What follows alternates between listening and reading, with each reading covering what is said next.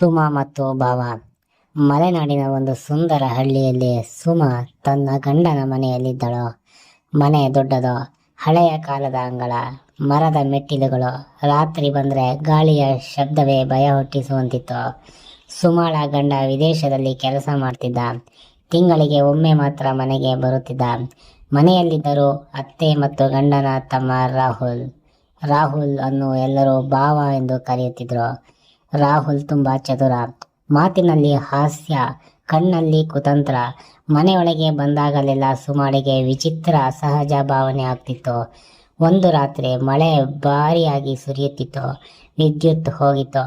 ಸುಮಾ ಅಡಿಗೆ ಮನೆಯಲ್ಲಿ ದೀಪ ಹಚ್ಚುತ್ತಿದ್ದಾಗ ಹಿಂದಿನಿಂದ ರಾಹುಲ್ ಧ್ವನಿ ಕೇಳಿಸಿತು. ಕತ್ತಲಲ್ಲಿ ಕೆಲವರ ಮುಖ ಇನ್ನೂ ಚೆನ್ನಾಗಿ ಕಾಣುತ್ತದೆ ಎಂದ. ಸುಮಾ ತಿರುಗಿ ನೋಡಿದಳು. ಭಯಪಡಿಸಬೇಡಿ ಭಾವ. ರಾಹುಲ್ ನಿಧಾನಕ್ಕೆ ನಕ್ಕ. ನಿನ್ನ ಭಯ ನೋಡೋದು ಇಷ್ಟ. ಆ ಮಾತು ಸುಮಾಳ ಮನಸ್ಸಿನಲ್ಲಿ ವಿಚಿತ್ರವಾಗಿ ಉಳಿಯಿತು. ಮುಂದಿನ ಕೆಲವು ದಿನಗಳಲ್ಲಿ ರಾಹುಲ್ ಮಾತುಗಳನ್ನು ಇನ್ನೂ ವಿಚಿತ್ರವಾಗುತ್ತಾ ಹೋದವು.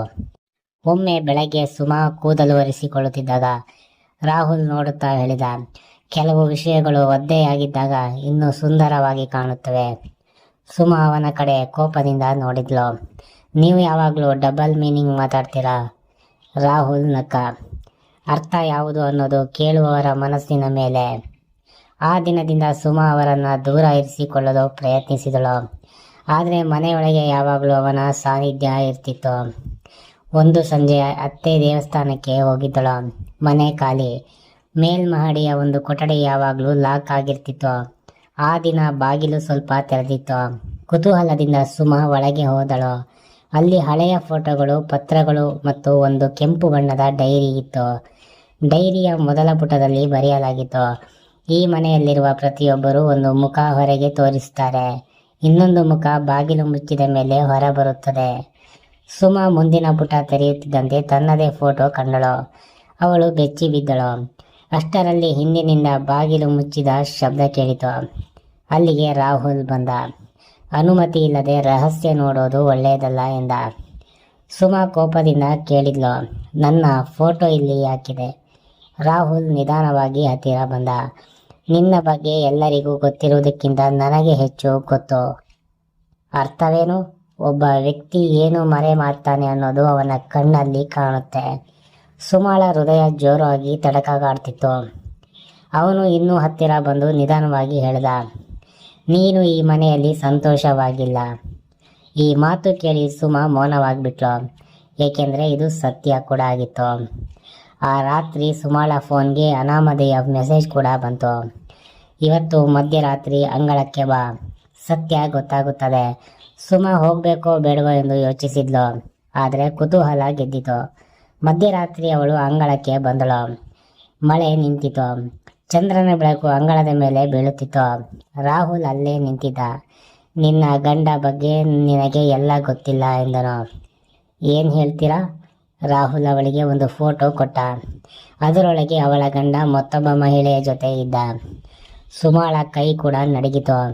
ಇದು ಸುಳ್ಳು, ಸುಮಾ ಹೇಳಿದ್ಲು. ರಾಹುಲ್ ನಕ್ಕ.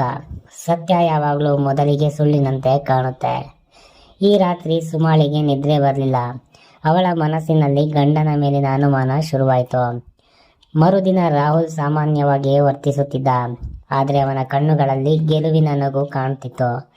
ದಿನಗಳು ಕಳೆದಂತೆ ಸುಮಾ ಮನಸ್ಸಿನಲ್ಲಿ ವಿಚಿತ್ರ ಗೊಂದಲ ಹುಟ್ಟಿತು. ರಾಹುಲ್ ಬಗ್ಗೆ ಅವಳಿಗೆ ಭಯವೂ ಇತ್ತು, ಕುತೂಹಲವೂ ಇತ್ತು. ಅವನ ಮಾತುಗಳು ಅವಳನ್ನು ಕಾಡುತ್ತಿದ್ವು. ಒಮ್ಮೆ ಅಡಿಗೆ ಮನೆಯಲ್ಲಿ ಪಾತ್ರೆ ತೊಳೆಯುತ್ತಿದ್ದಾಗ ರಾಹುಲ್ ಹಿಂದೆ ಬಂದು ಹೇಳಿದ, ಕೆಲವು ಸಂಬಂಧಗಳು ಹೆಸರಿಗಿಂತ ಹೆಚ್ಚು ಅಪಾಯಕಾರಿ. ಸುಮಾ ಅವನ ಕಡೆ ನೋಡಿದ್ಲು. ನೀವು ಯಾವ ಆಟ ಆಡ್ತೀರಾ? ರಾಹುಲ್ ನಿಧಾನವಾಗಿ ನಕ್ಕ. ನಿಜ ಹೇಳು, ಆಟ. ಒಂದು ದಿನ ಸುಮಾ ತನ್ನ ಗಂಡನ ಲ್ಯಾಪ್ಟಾಪ್ ಪರಿಶೀಲಿಸಿದಳು. ಅದರೊಳಗೆ ಹಲವು ಇಮೇಲ್ಗಳು, ಮತ್ತೊಬ್ಬ ಮಹಿಳೆಯ ಜೊತೆಗಿನ ಚಾಟ್. ಅವಳಿಗೆ ಶಾಕ್ ಆಯಿತು. ರಾಹುಲ್ ಹೇಳಿದ್ದು ಸತ್ಯವಾಗಿತ್ತು. ಆ ರಾತ್ರಿ ಅವಳು ಒಂಟಿಯಾಗಿ ಹತ್ತಳು. ಅಷ್ಟರಲ್ಲಿ ಬಾಗಿಲು ತಟ್ಟಿದ ಶಬ್ದ ಕೇಳಿಸಿತು. ಅಲ್ಲಿಗೆ ರಾಹುಲ್ ಬಂದಿದ್ದ.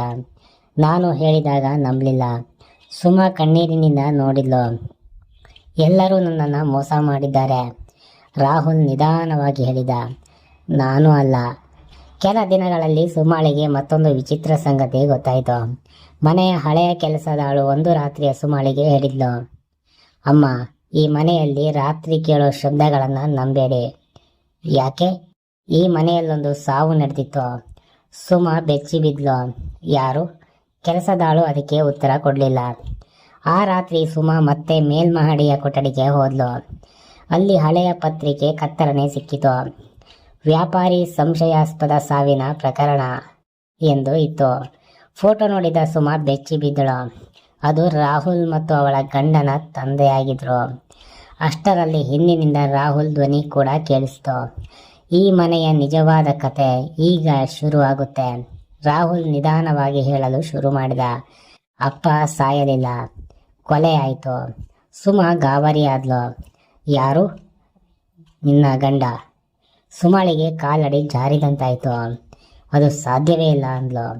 ರಾಹುಲ್ ಅವಳಿಗೆ ವಿಡಿಯೋ ಕೂಡ ತೋರಿಸಿದ. ಅದರೊಳಗೆ ಅವಳ ಗಂಡ ಮತ್ತು ಒಬ್ಬ ಅಪರಿಚಿತ ವ್ಯಕ್ತಿ ಜಗಳ ಮಾಡುತ್ತಿರುವ ದೃಶ್ಯ. ನಂತರ ಪರದೆ ಕೂಡ ಕತ್ಲಾಯಿತು. ಆ ರಾತ್ರಿ ಅಪ್ಪ ಸತ್ತರು. ರಾಹುಲ್ ಹೇಳಿದ.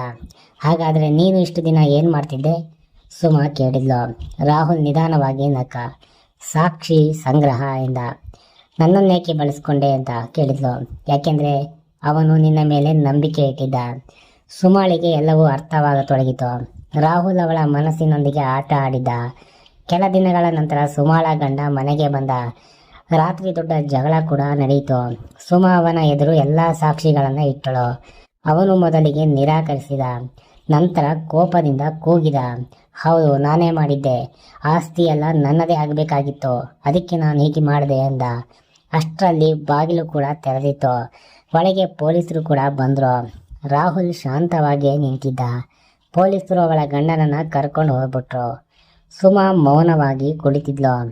ಇಷ್ಟು ದಿನ ನೀನು ನನ್ನ ಜೊತೆ ಆಡಿದೆಯಾ? ಅವಳು ಕೇಳಿದ್ಲು. ರಾಹುಲ್ ಅದಕ್ಕೆ ಉತ್ತರ ಕೊಡಲಿಲ್ಲ. ಸ್ವಲ್ಪ ಸಮಯದ ನಂತರ ನಿಧಾನವಾಗಿ ಹೇಳ್ದ. ಕೆಲವು ಆಟಗಳು ಸತ್ಯಕ್ಕಾಗಿ ಆಡಬೇಕು. ನಿನ್ನ ಮಾತುಗಳಲ್ಲಿ ಯಾವುದು ಸತ್ಯ ಅಂತ ಕೇಳಿದ್ಲು. ಅದಕ್ಕೆ ರಾಹುಲ್ ಅವಳ ಕಣ್ಣಿಗೆ ಕಣ್ಣು ಇಟ್ಟು ಹೇಳ್ದ. ನೀನು ಒಂಟಿಯಾಗಿದ್ದೀಯ ಅನ್ನೋದು ಇದು ಸತ್ಯ. ಕೆಲ ತಿಂಗಳ ನಂತರ ಸುಮ ಮನೆಯನ್ನು ಬಿಟ್ಟಳು. ಆದರೆ ಹೊರಡುವ ದಿನ ಮೇಲ್ಮಹಡಿಯ ಕೊಠಡಿಯಲ್ಲಿ ಮತ್ತೆ ಒಂದು ಡೈರಿ ಕೂಡ ಸಿಕ್ಕಿತು. ಕೊನೆಯ ಪುಟದಲ್ಲಿ ಬರೆಯಲಾಗಿತ್ತು, ಕೆಲವು ಸಂಬಂಧಗಳು ತಪ್ಪು ಅಲ್ಲ, ಅಪಾಯಕಾರಿ. ಅದರ ಕೆಳಗೆ ಒಂದು ಹೆಸರು ಕೂಡ ಇತ್ತು, ಅದುವೇ ರಾಹುಲ್. ಕಿಟಕಿಯ ಹೊರಗೆ ಗಾಳಿ ಬೀಸ್ತಿತ್ತು ಮತ್ತು ದೂರದಲ್ಲಿ ಯಾರೋ ನಿಧಾನವಾಗಿ ನಗುತ್ತಿದ್ದಂತೆ ಕೇಳಿಸುತ್ತಿತ್ತು. ಸ್ನೇಹಿತರೆ, ಈ ಕತೆ ಹೇಗಿದೆ ಎಂಬುದನ್ನು ದಯವಿಟ್ಟು ಕಮೆಂಟ್ನಲ್ಲಿ ತಿಳಿಸಿ. ಹಾಗೆ ನಮ್ಮ ಚಾನಲ್ನ ಸಬ್ಸ್ಕ್ರೈಬ್ ಮಾಡಿ ಅಂತ ಹೇಳ್ತಾ ಎಲ್ರಿಗೂ ಕೂಡ ಧನ್ಯವಾದ.